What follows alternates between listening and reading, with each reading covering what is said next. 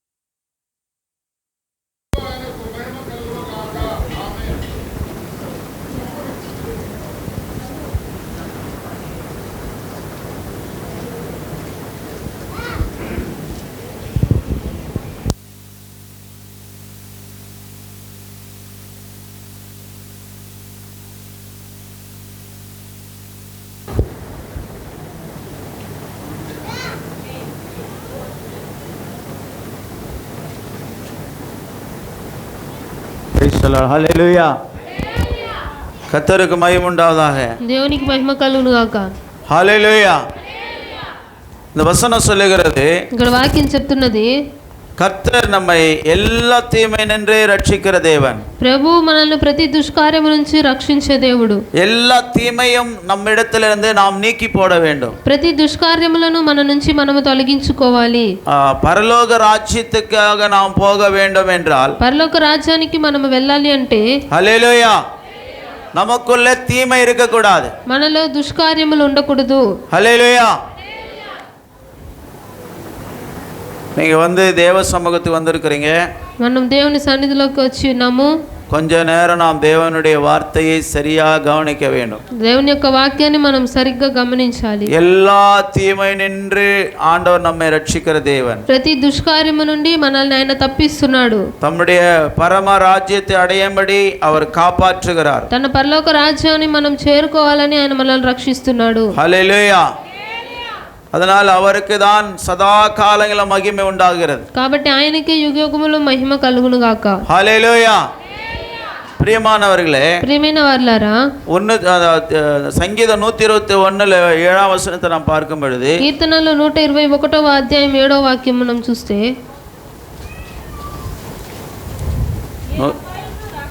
ఏ అపాయమును రాకుండా యెహోవా నిన్ను కాపాడును, ఆయన నీ ప్రాణమును కాపాడును. హల్లెలూయా. இங்க என்ன சொல்லப்பட்டிருக்கிறது? ఇక్కడ ఏం చెప్పబడి ఉన్నది? கர்த்தர் உன் போக்கையும் கர்த்தர் உன்னை எல்லா தீங்குக்கும் விலக்கி காப்பார். அவர் உன் ஆத்துமாவை காப்பார்னு சொல்லப்படுகிறது. ఏ అపాయము రాకుండా యెహోవా నిన్ను కాపాడును, ఆయన నీ ప్రాణమును కాపాడును. హల్లెలూయా. எல்லா தீங்குக்கும் அவர் உன்னை விலக்கி காப்பார். ప్రతి అపాయం నుంచి నిన్ను తప్పించి ఆయన కాపాడుతున్నాడు. హల్లెలూయా. இந்த உலகத்திலே ஒவ்வொரு தேவனுடைய பிள்ளைக்கும் விரோதமாக தீய வல்லமைகள் போராடி கொண்டிருக்கிறது. ఈ లోకములో ప్రతి ఒక్క దేవుని బిడ్డకు విరోధముగా అపవాది క్రియలు పనిచేస్తూ ఉంటున్నాయి. எந்த வகையில நமக்கு தீங்கை விளைவிக்க கூடுமோ அந்த வகையில விளைக்கும்படியா பிசாசானவன் அவன் ஆயத்தமாயிருக்கிறான். ఏ విధములో మనకి చెడును సంభవించాలనుకుంటున్నాడో ఆ విధంగా వాడు చేయడానికి సిద్ధపడి ఉంటున్నాడు. ஆனால் நாம் விழிப்போடு இருக்க வேண்டும். కానీ మనము మెలకువ కలిగి జీవించాలి. హల్లెలూయా. విడిపోడు நாம் இருந்தால்தான் அதை நாம் மேற்கொள்ள முடியும். మనం మెలకువ కలిగి ఉన్నప్పుడే దానిని ఎదిరించగలుగుతాము. கர்த்தருக்கு மகிமை உண்டாவதாக. దేవునికి మహిమ కలుగును గాక. విడిపోடு இல்லாம நாம் வாழ்வதனால, మనం మెలకువ లేకుండా జీవించడం వలన சத்துருவினுடைய சதி திட்டங்களிலே நாம் பலியாகி விடுவோம். అపవాది యొక్క ఆలోచనలకు మనం బలి అయిపోతున్నాం. 1 పేతురు 5వ అధ్యాయంలో சொல்லப்பட்டிருக்கிறது. 1 పేతురు 5వ అధ్యాయంలో చెప్తున్నది, కడవరి కాలమందు, நான் இன்னும் சொல்லலை, வசனம் என்னன்னு சொல்லலை, வேறுங்க 8ஆம் வசனத்தை வாசிப்போம். నిబ్బరమైన బుద్ధి గలవారై మెలకువగా ఉండుడి, మీ విరోధి అయిన అపవాది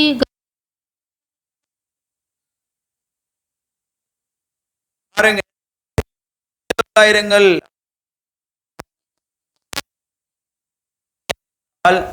ఎందుకనగా எதிராளியானவன் பிசாசு கர்ஜிக்கிற சிங்கம் போல எவனை விழுங்கலாமா என்று வகை தேடி சுற்றி திரிகிறான். మీ విరోధి అయిన అపవాది గర్జించు సింహము వలె ఎవరు మింగుదునా అని వెతుకుచూ తిరుగుచున్నాడు. హల్లెలూయా. தேவனுடைய ஜனங்களை பழிவாங்கும்படியாகவே அவன்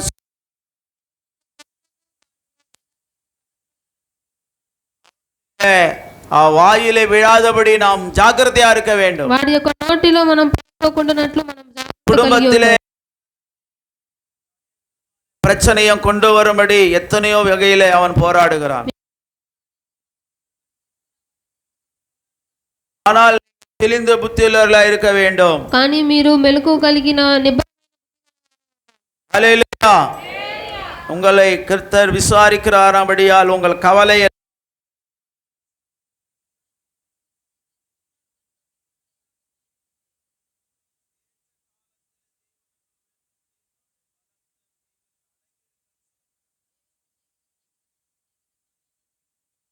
ఆయన బలిష్టమైన చేతి క్రింద దీన మనస్కులై ఉండుడి. హల్లెలూయా.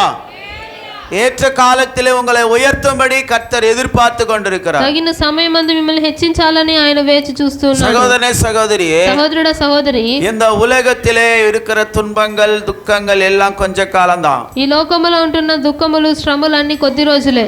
ஆனால் ஆண்டவருக்காக நீ காத்திருப்பாயானால், నువ్వు దేవుని కొరకు నువ్వు వేచి చూసినప్పుడు உன்னுடைய ஆவி ஆத்துமா சரீரத்தை பரிசுத்தமாய் காத்துக்கொண்டு எந்த தீமைக்கும் பாவத்துக்கும் இடம் கொடுக்காமல் நீ வாழ்வாயானால், నీ ప్రాణాత్మ శరీరాన్ని పరిశుద్ధంగా కాపాడుకుంటూ ఎటువంటి చెడుకు నువ్వు చోటివ్వకుండా జీవిస్తే ஆண்டவர் ஒரு நாள் உன்னுடைய கண்ணீரை துடைக்கிற நாள் வருகிறது. దేవుడు ఒక రోజు నీ కన్నీళ్లను తుడిచే రోజు వస్తుంది. ஆண்டவர் ஒரு நாள் உன்னுடைய துக்கத்தை மாற்றி போடுவார். దేవుడు ఒక రోజు నీ దుఃఖాన్ని మార్చి వేస్తాడు. எல்லா தீமையை உன்னை விட்டு விலக்கி போடுவார். ప్రతి దుర్మార్గాన్ని నీ దగ్గర నుంచి తొలగిస్తాడు. அவர் అతి சீக்கிரத்திலே உன்னுடைய பிரச்சனைகளுக்கு ஒரு தீர்வு காட்டுவார். ఆయన చాలా త్వరలో నీ యొక్క సమస్యలకి ఒక పరిష్కారాన్ని ఇవ్వబోతున్నాడు. அதனால கர்த்தர் அவருடைய பலத்த கைகளில் அடங்கிருங்கள் என்று சொல்லப்படுகிறது. కాబట్టి దేవుని దీన మనస్సు మీద మీరు ఆయన చేతుల కింద అణిగి ఉండాలి. அவர் கைக்குள் அடங்கிருங்க.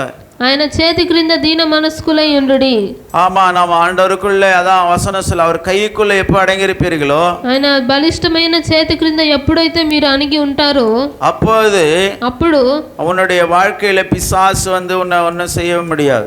నీ జీవితంలో అపవాది నిన్నేమి చేయలేడు. வசனம் சொல்லுது, వాక్యం చెప్తున్నది, యెషయా దీర్ఘదర్శనం 49వ అధ్యాయం 15వ వచనத்துல, యెషయా 49వ అధ్యాయం 15వ వాక్యము వాసికలాం, చదువుకుందాం.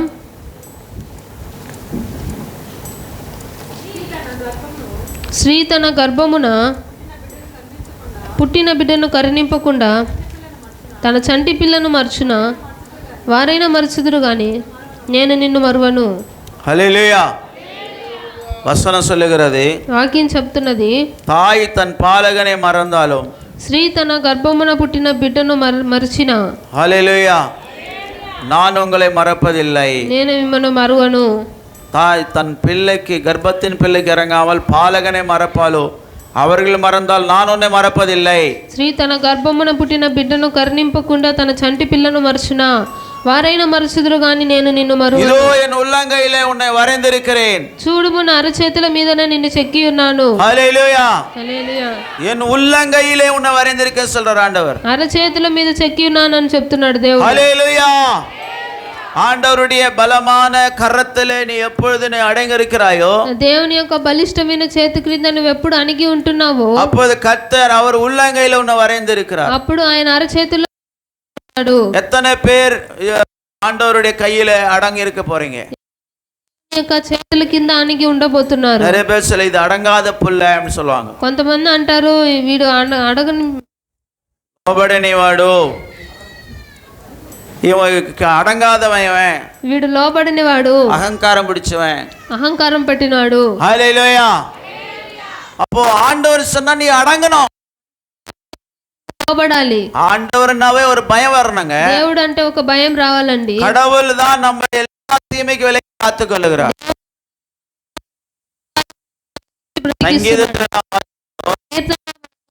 அவர் உன் போக்கையும் உன் வரத்தையும் அவர் பாதுகாக்கிறார். ఆయన నీ రాకపోకలందు నీకు తోడుగా ఉంటాడు. நீ உள்ளே வரும்போது ஆசீர்வதிக்கப்பட்டிருக்கிறாய். నీవు లోపలికి వచ్చినప్పుడు దీవించబడదువు. நீ வெளியே போகும்போது నీవు ఆశీర్వదించబడతావు. బయటికి వెళ్ళినప్పుడు దీవించబడదువు. அவர் உன் ஆத்துமாவை காக்கிறார். என்றென்றைக்கும் அவர் உன் போக்கை வரத்தை காப்பார் என்று ఇది சொல்லப்படுகிறது. మొదలుకొని నిరంతరం నిన్ను కాపాడు. காலையில ஒரு நியூஸ் பார்த்தேன். பிரியமானவர்களே, ஒரு தலித்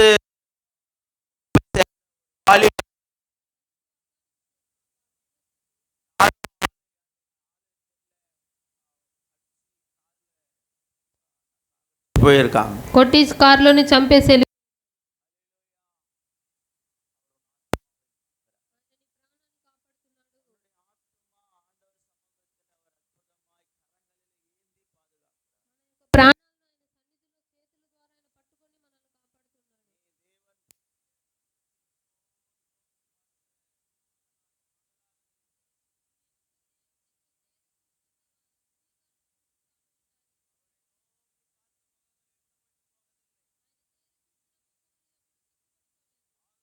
பிள்ளையை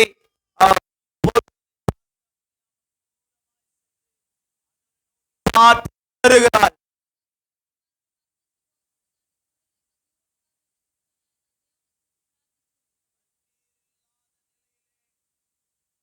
பிரிந்து போக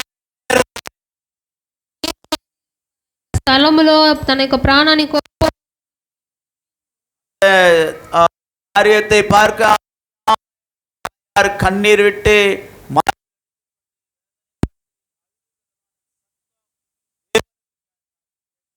ఆమె ఆ యొక్క స్థలాన్ని ఆ పరిస్థితిని చూడలేకుండా ఆమె రొమ్ము కొట్టుకొని ఏడ్చుకుంటూ பிரியமான சகோதரனே, குறித்து ஆண்டவர் சமூகத்தில் கண்ணீர் வெடித்ததுண்டா? பிள்ளையின் ஆத்துமா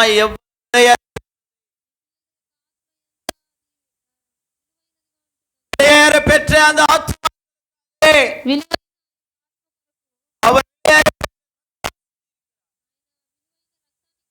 అమూల్యమైన రక్తాన్ని కాచాడు ఆయన. హల్లెలూయా. వెలయేర పెற்ற உன்னுடைய ఆత్మ కొరకు. హల్లెలూయా. ஆத்துமாவினுடைய ஒரு மதிப்பு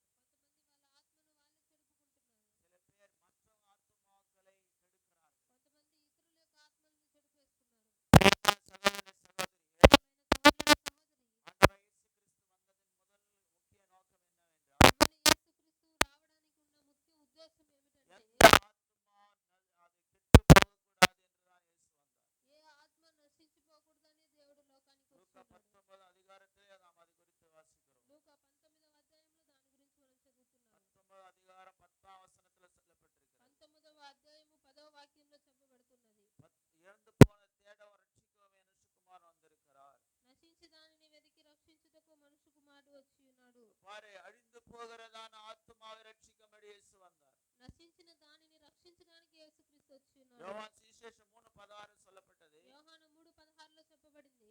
3:16 వచనத்துல நாம் பார்க்கும் பொழுது 3:16లో మనం చూస్తే దేవుడు లోకమును ఎంతో ప్రేమించెను కాగా ఆయన తన అద్వితీయ కుమారునిగా పుట్టిన వానియందు విశ్వాసముంచు ప్రతివాడును నశింపక నిత్య జీవము పొందునట్లు ఆయనను అనుగ్రహించెను. హల్లెలూయా. அவர் தம் ஒரே பேரான குமாரனை விசுவாசிக்கிறவன் எவனோ அவன் கெட்டு போகாமல் நித்திய ஜீவன் அடையும்படிக்கு அவரை தந்தருளி இவ்வளவு உலகத்தில் அன்பு கூர்ந்தார் என்று சொல்லப்படுகிறது. అழிந்து పోగాదబడికి என்று ఆండவர் சொல்லுகிறார். నశించిపోకుండా ఉండాలి అని దేవుడు చెప్తున్నాడు. నిత్య జీవனை கொடுக்கும்படியாக నిత్య జీవాన్ని ఇవ్వడానికి కోసము. సహోదరనే సహోదరియే, సహోదరుడా సహోదరి, యోహాను అపోస్తలుడు சொல்லுகிறார், యోహాను అపోస్తలుడు చెప్తున్నాడు, உன் ஆத்துமா வாழ வேண்டும், నీ యొక్క ఆత్మ జీవించాలి. உன் ஆத்துமா வாழ்கிறது போல எல்லாவற்றில் வாழ்ந்து சுகமாயிரு. నీ ఆత్మ వర్ధిల్లునట్లు అన్నిటిలో జీవించి సుఖముగా ఉండు. హల్లెలూయా. ఓ మాంసం வாழ்கிறது போல வாழ்ந்துరు சொல்லலாங்க. నీ యొక్క శరీరము జీవించినట్లుగా జీవించని చెప్పలేదు. ஆத்துமாவின் மேல கரிசனை உள்ள நம் தேவனாகி கர்த்தர். ఆత్మ మీద ఒక ఘర్షణ కలిగిన దేవుడైన சிலுவையில சுமந்து அவர் சிலுவையில தொங்கும் பொழுது அவர் வார்த்தை 7 வார்த்தை சொன்னார். 5வது வார்த்தை தாகமா இருக்கிறேன் என்று சொன்னார். ఆయన సిలువలో 7 మాటలు చెప్పి ఉన్నాడు. 5వ మాట నేను దప్పికొని ఉన్నాను అంటున్నాడు. எந்த தாகம் அவருக்கு இருக்கிறது? ఏమి దాహం ఆయనకుంటున్నది? உன்னுடைய ஆத்துமாவை குறித்த தாகம் அவருக்கு இருக்கிறது. నీ యొక్క ఆత్మను గురించిన దాహం ఆయనకుంటున్నది. உலகத்தை நேசிக்கிறாய், లోకాన్ని ప్రేమిస్తున్నావు, மனுஷனை நேசிக்கிறாய், మనుషుని ప్రేమిస్తున్నావు, மனுஷனுக்காக எவ்வளவு நேரத்தை ஒதுக்குறேன், మనుషుని కొరకు ఎంతో సమయాన్ని హెచ్చిస్తున్నావు, சீரியல் பார்க்கறதுக்கு எவ்வளவு நேரத்தை கொடுக்குறேன், సీరియల్ చూడడానికి ఎంతో సమయాన్ని పెడుతున్నావు, உலக காரியங்களை கதைகளை பேசுறதுக்கு எவ்வளவு நேரத்தை கொடுக்குறேன், లోక సంబంధమైన కార్యాలు మాట్లాడడానికి అనేక సమయాన్ని ఇస్తున్నావు. அப்போ உன்னுடைய ஆத்துமா அப்படியே கெட்டு போகிறது என்று உனக்கு தெரியலையா? నీ యొక్క ఆత్మ చెడిపోతున్నదని మీకు తెలియలేదా? ஹல்லேலூயா. நான் கொஞ்ச நேரம் தேவசமம் இல்லைன்னு சொன்னா என்னுடைய ஆத்துமாவில் ஏதோ நான் இழந்து போன மாதிரி ஒரு வேதனை வரும். నేను కొద్దిసేపు దేవుని సన్నిధిలో లేదంటే నా ఆత్మలో నేను ఏదో కోల్పోయినట్టు ఒక బాధ కలుగుతుంది. உன்னுடைய ஆத்துமாவிலே ஒரு தாகம் தேவன் மேல் இருக்கணும் பிரியமானவர்களே. నీ యొక్క ఆత్మలో ఒక దాహము దేవుని మీద ఉండాలి ప్రియమైన వారు. உன்னுடைய ஆத்துமா தேவனுடைய ராஜ்யத்துக்கு போக போகிறது. మీ యొక్క ఆత్మ దేవుని యొక్క రాజ్యానికి వెళ్ళబోతున్నది. இந்த உலகத்தில் இருக்கிற நாட்களிலே ఈ లోకంలో ఉన్నన్ని రోజులు நீ ஆண்டவர் மேல ஒரு தாகமோடு வாழ வேண்டும். నీవు దేవుని మీద ఒక దాహము కలిగి జీవించాలి. அந்த சரீரத்தை ஆண்டவர் ஏற்றுக்கொள்ள மாட்டார். ఆ శరీరాన్ని దేవుడు తీసుకోడు. ஆனால் உன்னுடைய ஆத்துமா விலையேற பெற்றது. కాబట్టి నీ యొక్క ఆత్మ అది చాలా అమూల్యముగా విలువైనదిగా எந்த ఉంటున్నది. రూపத்திலே நீ இந்த சரீரம் காணப்படுகிறதோ, ఈ ఏ రూపంలో నీ శరీరం కనబడుతున్నదో அதே రూపத்திலே உன்னுடைய ஆத்துமா காணப்படுகிறது. అదే రూపంలో నీ ఆత్మ కూడా కనబడుతా ఉంది. நீ எப்போ வேதத்தை அதிகமா வாசிக்கிறாயோ, నువ్వు ఎప్పుడు వాక్యాన్ని ఎక్కువగా చదువుతున్నావో அப்போ ஆத்துமா ஜீவனோடு இருக்கிறது. అప్పుడు నీ ఆత్మ జీవముతో ఉంటున్నది. எப்போ நீ சினிமா பார்க்கறாயோ, నువ్వు ఎప్పుడు సినిమా చూస్తున్నావో ஆத்துமா அப்படியே அழிஞ்சு போய் கொண்டு నీ ఆత్మ నాశనం అయిపోతూ ఉంటున్నది. நீ எப்போ உபவாச பிரேயர் உட்கார்ந்து உபவாசம் போட்டு ஜெபம் பண்றியோ, నువ్వు ఎప్పుడు ఉపవాసంలో ఉండి ప్రార్థన చేస్తున్నావో அப்போ ஆத்துமா கொஞ்சம் கொஞ்சம் வளருது. అప్పుడు నీ ఆత్మ కొంచెంగా ఎదుగుతూ వస్తున్నది. பிரியமானவர்களே, சாப்பிட்டாலும் சாப்பிடாவிட்டாலும் நீ உன்னுடைய ஆத்துமா பாதுகாக்கப்படும். నువ్వు తినినా తినకపోయినా నీ ఆత్మ భద్రంగా ఉంటుంది. ஒருவேளை நீ அதிகமாய் சாப்பிடாமல் போனால் இந்த சரீரம் பலவீனப்படும். నువ్వు తినకుండా పోతే శరీరం బలహీనంగా అయిపోతుంది కానీ ஆனால் உன்னுடைய ஆத்துமா ஜீவனை பெற்றுக்கொள்ளும். నీ యొక్క ఆత్మ జీవాన్ని పొందుకుంటుంది. பிரியமானவர்களே, சாப்பாடுனால தான் மனுஷன் வாழறான்னு சொல்லக்கூடாது. ఆ ఆహారం ద్వారానే మనిషి జీవిస్తాడని చెప్పకూడదు. நாங்க போன வருஷத்துல 40 நாள் சாப்பாடு இட்லி தோசை இல்லாமே வாழ்ந்த 40 நாள் வாழ்ந்த நான். 40 దినాలు ఆహారం లేకుండానే మేము జీవించి ఉంటున్నాము. இட்லி தோசை சோறு ஒண்ணும் கிடையாது. ఇడ్లీ దోశ అన్నం ఏమీ లేదు. only liquid items, only take up the fruits or other the liquid only. Liquid మాత్రమే తీసుకున్నాము. ஹல்லேலூயா. அப்ப சாப்பிடலையே, சோறு சாப்பிட போன செத்து போயிட்டோம் 40 நாள்ல. తినకుండా ఉన్నాము, ఏమైనా చనిపోయామా? ஆனா ஆத்துமா ஜீவனை பெறுகிறது. కానీ మన యొక్క ఆత్మ జీవం పొందుకుంటున్నది. சமூகத்துல நீ எவ்வளவு நேரம் உட்காருறியோ, నువ్వు దేవుని సన్నిధిలో ఎంతసేపు కూర్చుంటున్నావో அப்போ ஆத்துமா ஜீவனை பெற்றுக்கொள்ளுகிறது. అప్పుడు నీ ఆత్మ జీవాన్ని పొందుకుంటున్నది. எவ்வளவு நேரம் ஆண்டவர் வசனத்தை கேட்கறியோ, నువ్వు ఎంతసేపు దేవుని వాక్యాన్ని వింటున్నావో அப்படியே அவனுடைய ஆத்துமா அப்படியே கொஞ்சம் கொஞ்சமா வளரும். నీ ఆత్మ కొంచెం కొంచెంగా అది ఎదుగుతూ ఉంటున్నది. ஆத்துமாவிலே இளைப்பாறுதல் கிடைக்கும். మన ఆత్మలో విశ్రాంతి మనకు దొరుకుతుంది. வேதத்தை எவ்வளவு வாசிக்கிறாயோ, నువ్వు వాక్యాన్ని ఎంతసేపు చదువుతున్నావో அப்ப இருதயத்திலிருந்து ஜீவ தண்ணீர்கள் நதிகள் புறப்படும். నీ యొక్క హృదయంలో నుంచి జీవజల నదులు పారుతుంది. நீங்க நல்லா யோசித்து பாருங்க. మీరు బాగా ఆలోచించి చూడండి. ஒரு கெட்ட காரியத்தை செய்யும் பொழுதும், ఒక చెడు కార్యాన్ని చేస్తున్నప్పుడు, இல்ல ஒரு சின்ன ஒரு பாவத்தை செஞ்ச பிறகு ఏదైనా ఒక పాపము చేసిన తరువాత ஆத்துமா எப்படி வேதனைப்பட்டு அழுது வேதனைப்படுகிறாயோ, நீ அப்படியே நிம்மதி இல்லாம சில பேர் பாவம் செஞ்சு ஐயோ நான் பாவம் செஞ்ச விஷம் குச்சி செத்து போறாங்க தெரியுமா? కొంతమంది పాపం చేసి నేను పాపం చేశాను అనేసి ఆ యొక్క వేదనతో பாவம் செய்யும்போது உன் ஆத்துமாவை கெடுத்து போடுகிறாய். నువ్వు పాపం చేస్తున్నప్పుడు నీ ఆత్మని నువ్వు నశింపజేస్తున్నావు. அந்த ஆத்துமா செத்து போகிறது. ఆత్మ చనిపోతున్నది. ஆத்துமா சாகிறதுனாலே ఆత్మ చనిపోవడం వలన நீ வாழணும் நினைக்கவே முடியாது. నువ్వు జీవించాలని అనుకోవడమే లేదు. உன்னுடைய ஆத்துமா அது ஆரோக்கியமா இருக்குமானால், నీ యొక్క ఆత్మ ఆరోగ్యంగా ఉండిందంటే உன் சரீரம் கூட ஆரோக்கியமா இருக்கும். నీ శరీరం కూడా ఆరోగ్యంగా ఉంటుంది. உன்னுடைய ஆத்துமா கெட்டு போகுமானால், నీ యొక్క ఆత్మ చెడిపోతే உன்னுடைய சரீரம் கூட கெட்டு போகும். నీ శరీరం కూడా చనిపోతుంది. தேவன் கொடுக்கிற அந்த ஜீவன் దేవుడు ఇస్తున్న జీవము உன்னுடைய சரீரத்தில் பாதுகாக்க இருக்க வேண்டும் என்றால், నీ యొక్క శరీరంలో అది భద్రంగా ఉండాలంటే எல்லா தீமைக்கு நீ விலக்கி தேவன் உன்னை பாதுகாப்பாராக. ప్రతి దుష్కార్యము నుంచి ఆయన తొలగించి మిమ్మల్ని రక్షించును గాక. ஹல்லேலூயா.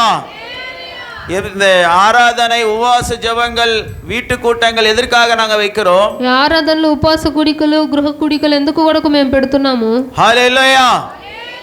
ஒவ்வொரு குடும்பமும் கர்த்தருக்குள் பாதுகாக்கப்பட வேண்டும் என்ற நோக்கத்தோடு தான். ప్రతి కుటుంబము దేవుని దగ్గర భద్రపరచబడాలనే ఉద్దేశంతోనే. உன்னுடைய ஆத்துமாவை கெடுக்கிற எந்த மனுஷனோடு சேராதே.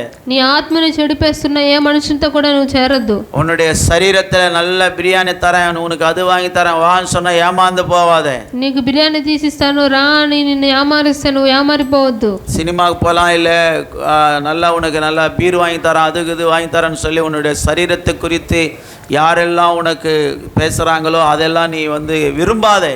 నీ శరీరాన్ని కొరకు ఎవరంతా మాట్లాడుతున్నారో నీకు సినిమా తీసుకెళ్తాను బీర్ తీసిస్తాను అంటే వాళ్ళ యొక్క మాటలు మీరు వినకండి. అదే నేరத்துல అదే సమయంలో உன்னுடைய ஆத்துமா பிழைக்கும்படி నీ యొక్క ఆత్మ జీవించాలంటే உன்னுடைய மேய்ப்பன் నీ యొక్క కాపరి எப்பொழுதெல்லாம் உன்னை ஜெபத்துக்கு கூப்பிடுறாரோ, ఎప్పుడంతా నిన్ను ప్రార్థనకు పిలుస్తున్నారో அந்த நேரமெல்லாம் நீ ஜெபத்துல கலந்து கொள்ளும் பொழுது, అప్పుడంతా నీవు ప్రార్థనలో కలుసుకుంటున్నప్పుడు ஆண்டவர் உன்னை ஆசీర్వదిக்கிற தேவனாயிருக்கிறார். దేవుడు మిమ్మల్ని ఆశీర్వదించే దేవుడిగా ఉంటున్నాడు.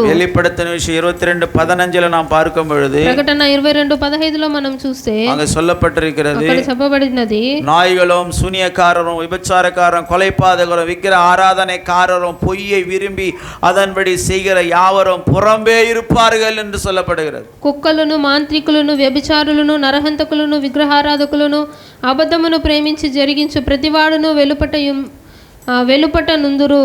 హల్లెలూయా.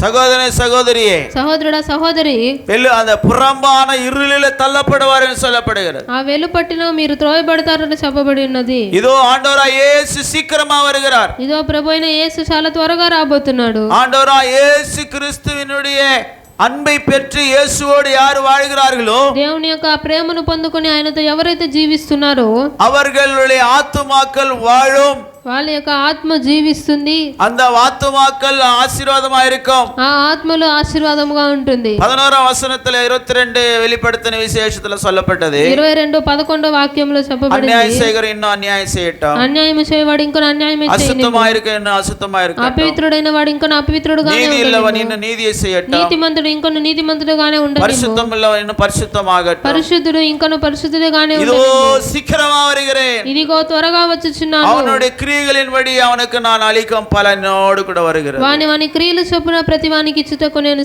అల్ఫాவும் ఒమేగాவும் ఆదిயும் అంతமும் முந்தினவரும் பிந்தினவருமா இருக்கிறேன். నేనే అల్ఫాయు ఒమేగాయు మొదటి వాడను కడపటి వాడను ఆదియు అంతమునై ఉన్నాను. அல்லேலூயா. உன்னுடைய ஆத்மாவுக்காக இயேசு தன்னுடைய ஜீவனை சிலுவையிலே இழந்து போனார். నీ ఆత్మ కొరకే కదా యేసు తన యొక్క జీవాన్ని సిలువలో విడిచిపెట్టాడు. நிறைய பேருக்கு ஆத்மா ரட்சிப்பை குறித்து அறிவில்லாதல் வாழ்ந்து கொண்டிருக்கிறார்கள். అనేకులు ఆత్మ రక్షణ గురించి గ్రహింపు లేకుండా జీవిస్తున్నారు. ప్రియమానవர்களே, நீ உன்னுடைய நேரத்தில் உன்னுடைய ஜீவிய நாட்கள் கொஞ்ச காலம் கொடுக்கப்பட்டிருக்கிறது. నీ యొక్క జీవిస్తున్న కాలము చాలా కొద్దిగా ఇవ్వబడి ఉన్నది. இந்த கொஞ்ச காலத்திலே ఈ కొద్ది కాలంలోనే நீ ஆண்டவருக்கு அதிக நேரத்தை நீ கொடுத்து வாழ்வாயானால், నీవు దేవునికి ఎక్కువ సమయాన్ని ఇచ్చి జీవించినావంటే, நீ பரிசுத்தமாய் வாழ்வாயானால், నీవు పరిశుద్ధంగా జీవించినప్పుడు ஆண்டவருடைய உன்னுடைய ஆத்துமா க்ஷேமமாய் இருக்கும். నీ యొక్క ఆత్మ క్షేమముగా ఉంటుంది.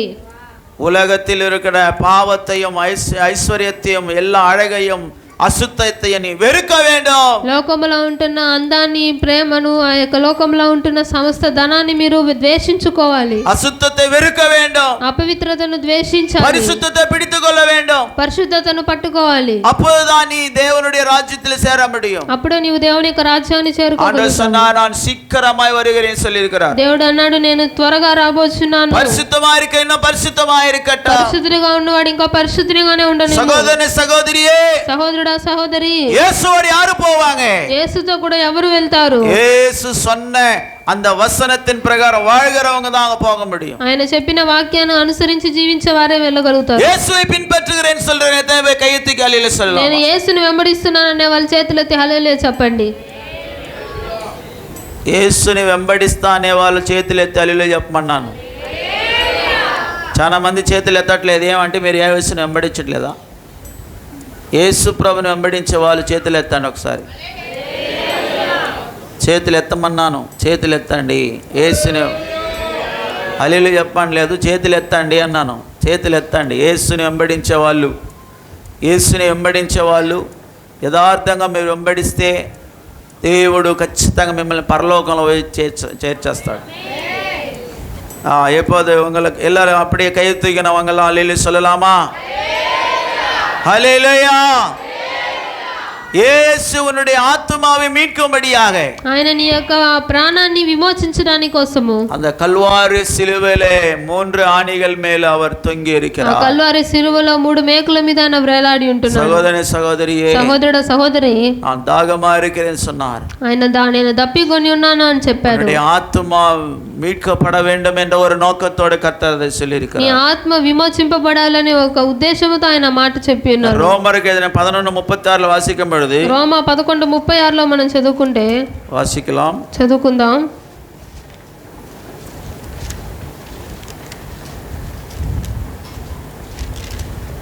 ఆయన మూలమునను ఆయన ద్వారాను ఆయన నిమిత్తమును సమస్తము కలిగి ఉన్నవి.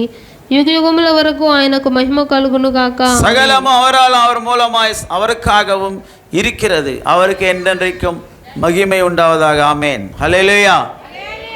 அப்போ அவர் மூலமா தான் எல்லாம் உண்டாயிருக்கிறது. ఆయన మూలంగానే సమస్తం కలిగి ఉన్నది. நீ அவர் மூலமா உண்டாக்கப்பட்டிருக்கிறாய். నీవు ఆయన మూలంగానే సృష్టింపబడి ఉన్నావు. கீழ வசனம் சொல்லுது 12వ அதிகாரத்துல 12వ అధ్యాయంలో, அதனால சகோதரரே நீங்கள் உங்களுக்கு உங்கள் சரீரங்களை பரிசுத்தமும் தேவனுக்கு பிரியமான ஜீவபலி ஒப்புக் கொடுக்க வேண்டும் என்று தேவனுடைய இரக்கங்களை முன்னிட்டு உங்களை வேண்டிக் கொள்ளுகிற இதுவே நீங்கள் செய்யத்தக்க புத்தியுள்ள ఆరాధனை. కాబట్టి సహోదరులారా, పరిశుద్ధమును దేవునికి అనుకూలమైన సజీవ యాగముగా మీ శరీరములను ఆయనకు సమర్పించుకొనుడని దేవుని వాత్సల్యమును బట్టి మిమ్మల్ని బతిమాలు కొనుచున్నాను. ఇట్టి సేవ మీకు యుక్తమై ఉన్నది. நீங்கள் இந்த பிரபஞ்சத்துக்கு ஒத்த வேஷம் தெரியாமல் தேவனுடைய நன்மையும் பிரியமும் பரிபூர்ணமான சித்தம் என்னதென்று பகுத்தறியத்தக்கதா உங்கள் மனம் புதிதாகிறதுனாலே மறுரூபமாகுங்கள். మీరు ఈ లోక మర్యాదను అనుసరింపక ఉత్తమమును అనుకూలమును సంపూర్ణమునై ఉన్న దేవుని చిత్తం ఏదో పరీక్షించి తెలుసుకున్నట్లు మీ మనస్సు మారి నూతనమవుట వలన రూపాంతరము పొందుడి. హల్లెలూయా.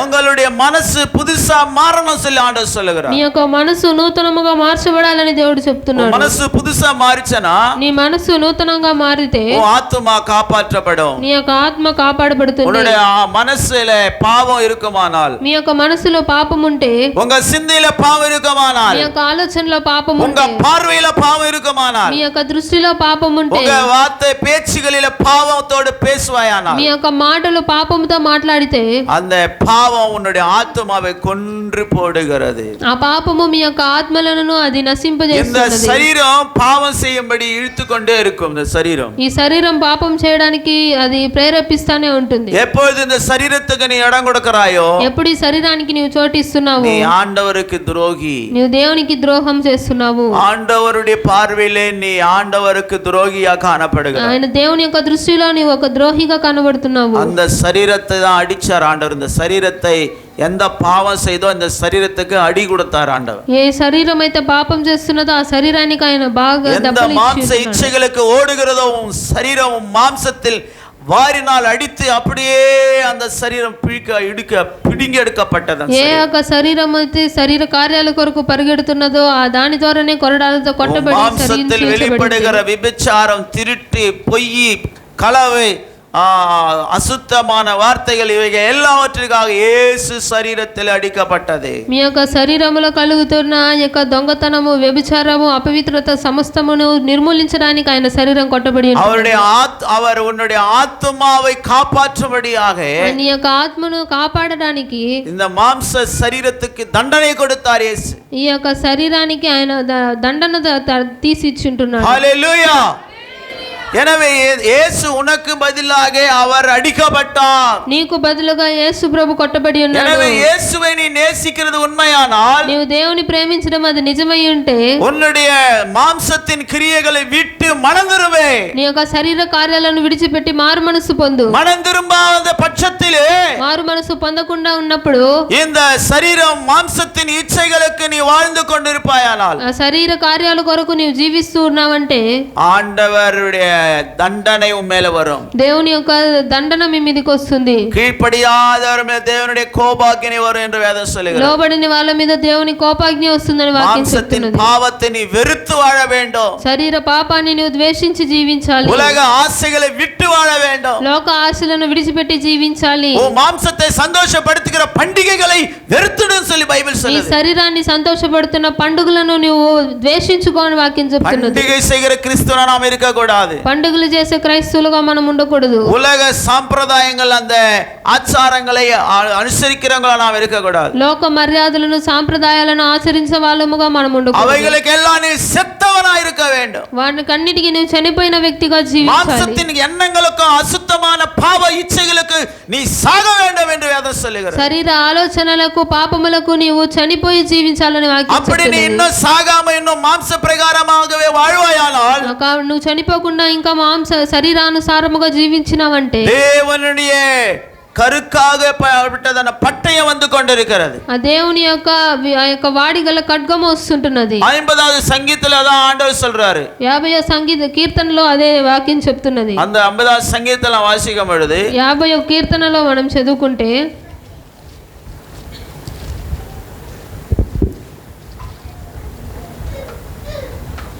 18ஆம் வசனம், நீ திருடனை காணும்போது அவனோடு ஒருமித்து போகிறாய், விபச்சாரோடு உனக்கு பங்குண்டு, உன் வாயை பொல்லாப்புக்கு திறக்கிறாய், உன் நாவு கற்பனையை பிணைக்கிறது, நீ உட்கார்ந்து உன் சகோதரனுக்கு விரோதமாக பேசி உன் தாயின் மகனுக்கு அவதூறு உண்டாக்குகிறாய், நீ இவைகளை செய்யும் போது நான் மௌனமாயிருந்தேன், உன்னை போல் நானும் இருப்பேன் என்று நினைவு கொண்டாய், ஆனாலும் நான் உன்னை கடிந்து கொண்டு அவைகளை உன் கண்களுக்கு முன்பாக ஒவ்வொன்றாக நிறுத்துவேன். தேவனை மறக்கிறவர்களே இதை சிந்தித்துக் கொள்ளுங்கள், இல்லாவிட்டால் நான் உங்களை பீறி போடுவேன், ஒருவர் உங்களை விடுவிப்பதில்லை.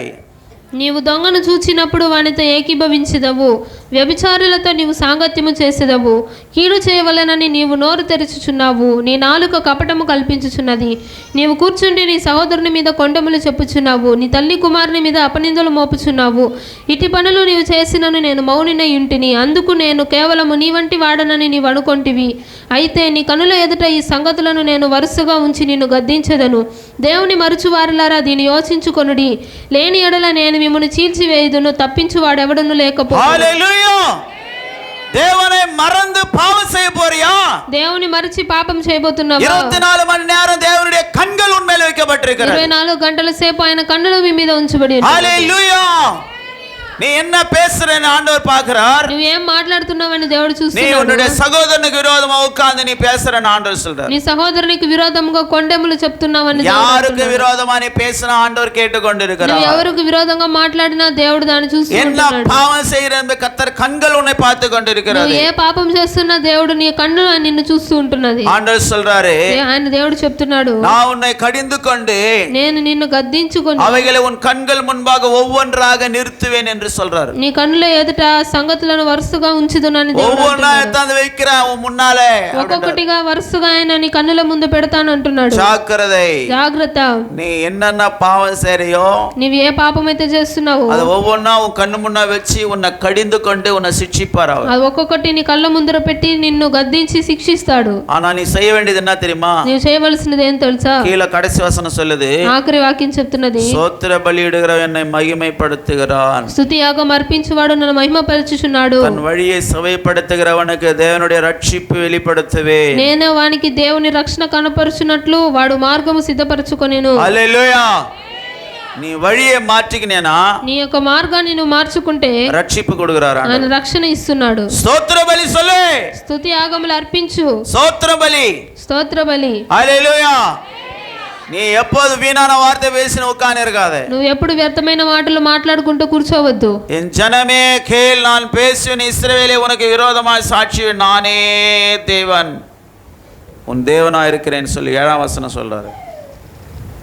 50 అధ్యాయం 7.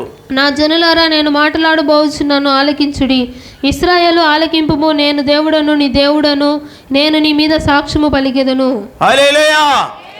உனக்கு விரோதமாய் நான் சாட்சியிடுவேன் என்று சொல்றார். నీకు విరోధముగా నేను సాక్ష్యం ఇస్తానని దేవుడు చెప్తున్నాడు. நான் உன்னுடைய தேவன், నేను నీ యొక్క దేవుడును, என் முன்னால எப்படி நடந்துக்கணும் கத்துக்கொள்ள ஆண்டவர் சொல்றார். నా ముందర ఏ రీతిగా నడుచుకోవాలో నేర్చుకో అని దేవుడు అంటున్నాడు. எல்லா தீமைக்கு உன்னை விலக்கி காப்பாற்றுவார். సమస్త దుష్కార్యానికి తొలగించి ఆయన నిన్ను కాపాడుతాడు. பாவத்துக்கு இடம் கொடுத்தால், నీవు పాపానికి చోటిస్తే யாரும் உன்னை காப்பாற்ற முடியாது. నిన్ను ఎవరు కాపాడలేరు. நீ மனம் திரும்பாத பாவம் செய்து கொண்டே போவாயானால், నీవు మారు మనసు పొందకుండా పాపం చేస్తూ వెళ్ళినావంటే ஒவ்வொரு பிசாசா வந்து உன் தலை மேல ஏறுகிறது. ఒక్కొక్క అపవాది నీ తల మీదకి ఎక్కి కూర్చుంటుంది. உன்னுடைய புயத்தின் மேல ஏறுகிறது. నీ భుజముల మీద కూర్చుంటుంది. உன்னுடைய முதுகுல உட்கார்ந்து இருக்கும். నీ వీపు మీద కూర్చుంటుంది. ஹல்லேலூயா.